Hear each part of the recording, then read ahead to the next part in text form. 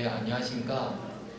저는 연세대학교 이창화 교수님 연구실에서 TSA의 공적 조사와 기계학습에 대해 연구를 하고 있는 강준호 박사과정입니다. 이번에 발표드릴 주제는 이산화탄소 포집 이후 SMR 심파스 대상으로 한 수소 정제 TSA의 동적 조사와 기계학습입니다. 여러분들 모두 아시다시피 수소가 이제 중요한 에너지원으로 대두되고 있고 보고서마다 값의 차이가 조금씩 있지만 수소 시장도 점차 증가하는 추세입니다.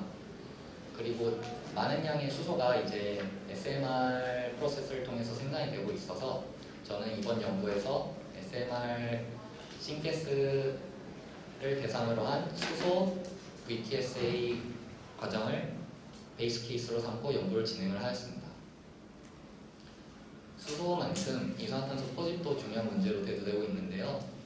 그래서 앞서 말씀드린 베이스 케이스에 카본 캡처 프로세스를 달아서 카본 캡처 프로세스가 수단에 있는 수소 VTSA에 어떠한 영향을 끼치는지에 대해 동적모사와 기계학습을 진행하였고요.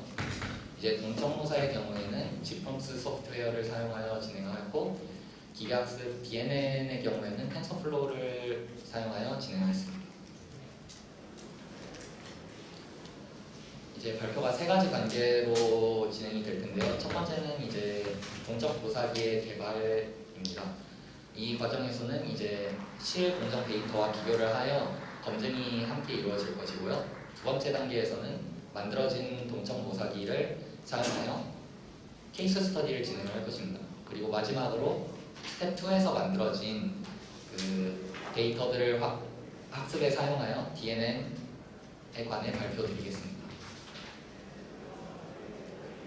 첫 번째로 이제 동적모사기에 사용된 식들에 관한 부분은 간단히 설명드리고 넘어가겠습니다.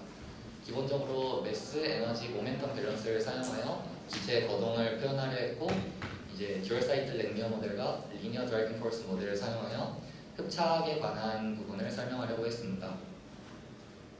바운더리 컨디션은 다음과 같은데요. 해당 PPT에는 이제 어드럽션 베드의 하단과 상단에서만 조건이 적혀 있고 제가 3레이어 12베드 PSA를 진행을 했는데 레이어와 레이어 간에는 서로 값을 주고받도록만 되어 있습니다. 이제 시퀀스 같은 경우에는 시간 관계상 피겨 6의 스케매틱 다이어그램으로 넘어가겠고요.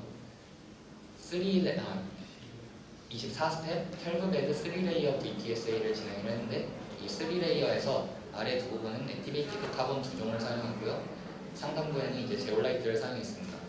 특히 액티베이티드 카본 아래층에서는 이제 CO2 흡착을 잘 할 수 있도록 KOH 처리를 한 활성탄을 사용을 했습니다. 또한 VPSA 조건은 피드가스가 21바에 들어오는 것으로 하였고요. 온도는 35도로 사용을 하였고 백큐음은 0.6바까지 뽑는 것으로 하였습니다. 오른쪽에서 보실 수 있는 표는 실 공정 데이터인데요. 이제 개발된 동적모사기 결과하고 이 데이터와 비교를 하게 됩니다. 우선 VTSA를 진행을 했을 때 내부 프로파일을 각 스텝이 끝났을 때 어떤 식으로 구성이 되어 있는지를 확인을 해보았고요. 이를 통해서 동적모사기 내부 흡착함 내부에서 기체들이 어떻게 거동을 하는지 확인을 할 수 있었습니다. 일단 수소 프로덕트 가스는 CO ppm이 1ppm 이하로 나오는 것을 확인을 했고요. 또 동적모사기에서는 회수율이 85.7%가 나와서 기존 실 공정 데이터와 어느 정도 유사함을 확인을 했습니다. 마지막으로 테일가스 컴포지션 또한 확인을 해서 시뮬레이션과 실제 공정 데이터가 어느 정도 유사함을 띠는 것을 확인을 하고 다음 스텝으로 넘어갔습니다. 이제 기존 공정에서는 CO2 캡처 프로세스를 달지 않고 있었는데 이제 이산화탄소 포집을 위해 카본 캡처 프로세스를 달게 되었고 그로 인해서 기존에는 SMR 싱가스에 18% 정도의 CO2가 포함이 되어 있었으나 이제 90% 캡처, 99% 캡처를 했을 때 CO2의 양이 확 줄어든 것을 확인하실 수 있습니다. 또한 그에 따라 플로 레이트도 감소하였고요. 이러한 90%, 99% 조정에 대해서 케이스 스터디를 진행을 하였는데 이때 플로 레이트나 스텝 타임, 백큐 프레셔 혹은 프로바이드 퍼지의 양을 조절해가면서 케이스 스터디를 진행을 해보았습니다. 이제 위의 그래프가 앞서 보신 CO2 캡처가 없는 프로세스고요. 아래쪽이 CO2 캡처 90%를 진행하고 나서 PSA를 진행한 그림인데요. 우선 AD 스텝이 끝났을 때를 비교한 그림을 보시면 알겠지만 임퓨리티인 CO와 CH4와 CO2가 훨씬 더 적게 침투한 것을 확인하실 수 있고요. 마찬가지로 DP 스텝에서도 훨씬 더 적게 침투한 것을 확인할 수 있습니다. 특히 그 CO2 캡처 프로세스가 없었을 때는 제올라이트층까지 CO가 침투한 것을 확인하실 수 있는데 CO2 캡처가 있는 PSA에서는 제올라이트층 그리고 액티베이티드 카본 세컨드층까지 침투를 안 한 것을 확인할 수 있었고요. 마찬가지로 백큐과 퍼지 스텝에서도 이쪽 CO2 캡처가 없는 과정보다 CO2 캡처를 앞서 해줬을 때 훨씬 더 깔끔하게 퍼지가 되었음을 확인할 수 있었습니다. 이제 제가 케이스 스터디에 사용한 베리어블들이 피겨 9에 나와 있는데요. 이런 식으로 다양한 베리어블에 대해서 케이스 스터디를 하다 보니까 이제 동적모사의 단점이 여기서 나오게 되는데요. 결국 동적모사는 리그러스한 모델로 기체의 거동을 표현할 수 있다는 장점이 있지만 결국 그 수학식들을 풀어주는데 크나큰 컴퓨테이셔널 코스트를 사용하게 됩니다. 그래서 저 같은 경우는 100사이클 정도씩 수렴을 시키는데 거의 한 10기가에 시간도 거의 한 6만 초 이상씩 걸리게 되었고요. 그래서 이러한 단점을 해결해주기 위해서 DNN을 적용해보기로 하였습니다. DNN 같은 경우에는 인풋과 아웃풋이 확실하게 정해진 이러한 프로세스에 대해서 예측을 잘 할 수 있다는 장점을 가지고 있고요. 그래서 저는 앞서 동적모사를 통해서 얻어낸 데이터를 DNN의 학습용 데이터로 사용을 해서 결과를 얻어내보았습니다. 특히 다이내믹 모델을 사용해서 100사이클 정도의 데이터를 얻어내기 위해서는 아까 말씀드렸다시피 6만 초 정도 오랜 시간이 걸렸지만 DNN을 통해서는 100초 정도, 100사이클의 데이터를 뽑아낼 때 5초 내로 빠르게 얻어낼 수 있었습니다. 우선 퓨리티 리커버리 프로덕티비티와 프로덕트 CO ppm 농도를 보여드릴 건데요. 우선 프로덕트 CO 쪽이 학습이 잘 안 된 것을 볼 수 있는데 아무래도 제가 학습시킨 데이터가 0ppm에서 12ppm이 나오는 프로덕트 CO를 학습을 시켰는데요. 이 부분에서 제가 밸리데이션으로 사용한 케이스가 0.001ppm에 가까운 쪽을 밸리데이션 케이스로 사용하게 되어서 이 부분이 학습이 잘 안 된 것 같습니다. 그러나 이제 리커버리나 프로덕티비티 같은 경우에는 사이클, 그 PSA 사이클이 진행됨에 따라서 어떤 식으로 변화하는지를 99% 이상의 정확도를 가지고 표현해 줄 수 있었고요. 퓨리티 같은 경우에는 아무래도 프로덕트 CO가 워낙 적다 보니까 100%에 근접하게 나오게 돼서 잘 보이지 않았으나 어느 정도 높은 정확도, 99% 이상의 정확도를 보여주었고요. 여기 튀는 점들은 이제 사이클 첫 번째 사이클, 두 번째 사이클 등 아주 PSA 초창기 단계에 오차가 약간씩 생기는 것을 확인을 하였습니다. 테일게스 쪽도 확인을 해보았는데요. 이제 페리티 플롯에서 보시면 알 수 있겠다시피 어느 정도 높은 정확도를 보여주는 것을 확인을 하였습니다. 모두 다 99% 이상의 정확도를 보여주었고요. 테일게스, 수소, CO, CH4, CO2 모두 이제 사이클이 진행됨에 따라서 DNN이 다이내믹 시뮬레이션 결과와 마찬가지로 높은 정확도를 보여줌을 알 수 있었습니다.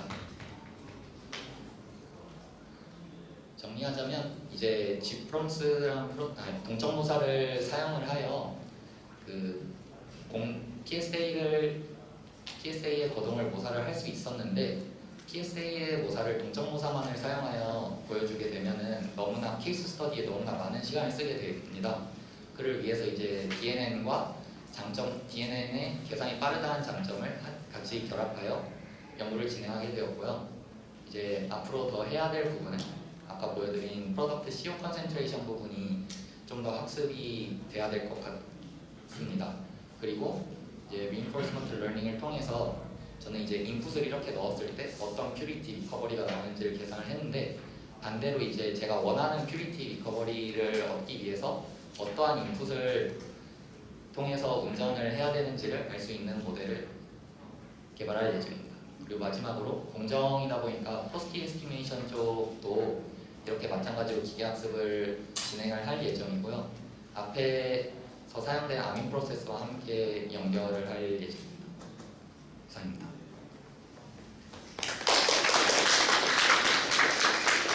질문 있으신가요? 발표 재밌게 잘 들었고요. 두 가지 질문이 있는데, 첫 번째는 이제 레이어드 베드를 쓰셨는데 액티베이트 카본을 이제 두 개를 쓰셨잖아요. 제가 이제 놓쳤을 텐데 아마 저기 코 사이즈가 좀 다른 것 같은데 맞나요? 그러니까 액티베이트 레이어 1, 레이어 2? 네. 레이어가 이렇게 세 개가 있습니다. 네, 그러니까 그 액티베이트 카본의 저 레이어, 그러니까 1, 2의 차이가 뭔지, 그 다음에 꼭 저렇게 차이를 둬야 되는지, 차이를 안 뒀을 때랑 비교했을 때 뭐가 장점이 있는지. 우선 액티베이티드 카본을 두 가지로 나눈 이유는 아래쪽에서는 우선 CO2를 제올라이트 층에 침투하지 않기 위해 CO2 흡착이 잘 되는 흡착제를 넣어주었고요. 위쪽에서는 이제 CH4에 어느 정도 흡착이 잘 되는 흡착제를 넣어주는데요. 우선 길이를 이런 식으로 설정한 이유는 CO2가 그 제올라이트 층에 침투하게 되면은 결국 아시다시피 탈착이 잘 되지 않기 때문에 이런 식으로 길이를 설정하게 되었습니다. 근데 여기 보면 액티베이트 카본 1가 네. 그러니까 역할이 있는데 네. 그게 이제 적절한 액티베이트 카본을 쓰면은 네. 그러니까 CO2도 잡고 메탄도 잡고 어느 정도 다 가능할 수도 있을 것 같아요. 해당 부분은 일단 결국 밸리데이션이 돼야지 그 시뮬레이션을 할 수 있는 부분이다 보니까 제가 그 파과를 한 데이터, 브레이크스루 실험을 한 데이터가 있는 그 흡착제 종류에 대해서만 이제 액티베이티드 카본 1과 2의 그 레이어 길이를 좀 바꿔가면서 확인을 해보았고요. 그래서 말씀하신 대로 더욱더 좋은 흡착제가 있다면은 실험을 통해 시도를 해볼 수 있을 것 같습니다. 두 번째는 아까 그 DNN 맞추는데 다른 거 잘 맞았는데 CO 컨센트레이션이 잘 안 맞았잖아요. 그러면 네네. 그거를 잘 맞추기 위해서는 어떻게 해야지 잘 맞출까요? 그러니까 뭐 어떻게 보면 레인지가 다른 그 데이터를 가지고 해결할 수 있고 뭔가 좀 다른 어프로치를 가져갈 수 있을까요? 일단 제 생각에는 제가 학습을 할 때 스케일러를 두 가지만 사용을 했거든요. 스탠다드 스케일링과 그냥 민맥스로 스케일링을 해주는 방법을 사용을 했는데요. 아무래도 그쪽에서 데이터가 아래쪽에 몰려있고 위쪽에 몰려있는 식으로 학습을 시키다 보니까 민맥스 같은 경우는 사용하게 되면은 값이 이쪽에서는 거의 0에 가까운 값이 나오고 이쪽에서는 1에 가까운 값이 나오게 되어서 학습이 잘 안 됐던 것으로 예상이 됩니다. 그래서 아마 그쪽을 바꾸거나 결국 이쪽에서 말씀드린 대로 다양한 뭐 노드나 아니면 러닝 팩터나 배치 사이즈 등을 조금 더 바꿔가면서 그 학습을 시켜봐야 알 것 같습니다. 그 12배드의 그 그 사이클이 엄청난 상황이잖아요. 아, 네, 그렇습니다. 몇 개 정도 교육시켜서 교육시키면서 몇 개 정도 런 돌렸어요? 네. 런을 몇 번 돌려가지고 학습시킨 거예요? DNN에서 말씀. 네. DNN 같은 경우 그 학습 데이터 케이스는 사이클 한 동정모사 한 케이스에 대해서 사이클을 한 15개 정도씩 임의로 추출해서 총 44케이스니까 700개 정도를 학습 데이터로 사용했습니다. 그래서 그 얻어낸 그 결과는 뭘로 그 인풋 데이터랑 네. 아웃풋 데이터랑 뭐가 대표적인 거 보잖아요. 인풋 데이터 같은 경우에는 이러한 플로 레이트와 그 피드 가스의 컴포지션 그리고 그 아까 보여드린 사이클릭 시퀀스의 스텝 타임들 혹은 베큐um 프레셔, 허지 프레셔 등을 사용을 했고요. 아웃풋 같은 경우에는 이제 여기 나온 퓨리티, 리커버리, 프로덕티비티, CO 농도와 테일가스 농도들을 아웃풋으로 사용을 했습니다. 예. 네, 마지막.